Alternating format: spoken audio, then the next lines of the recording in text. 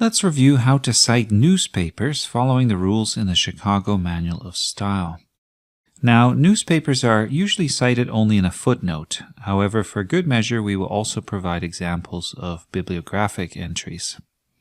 The standard citation format for newspaper articles includes the author's name, article title, newspaper, and date. If you're citing an online article, add a URL, or a database title if that is all that you can find. Next, let's turn to editorials. If an editorial doesn't have a title, use the word editorial instead. If the editorial does have a title, you can still add the word for clarification. If an article is part of a regular column or series, you can add the name of the column or series after the article title.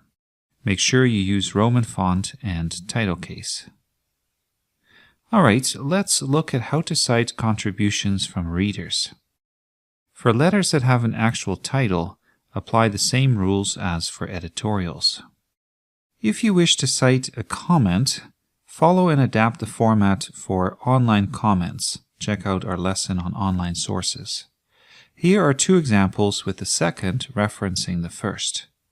As you can see, you may include less information if you have cited the article previously. Next, here's how you can cite anonymous articles, editorials, letters, and so on. Simply start your footnote with a title and start your bibliographic entry with the newspaper. When you cite newspapers, you can include a specific edition of the newspaper. You can also mention a section. For good measure, we've also included page and column numbers, though this is typically not required. Let's end with some rules for citing the name of a newspaper. In your notes and bibliography, you may omit the from the title. In the text of your essay, you should keep the article. Always keep the article for non-English titles.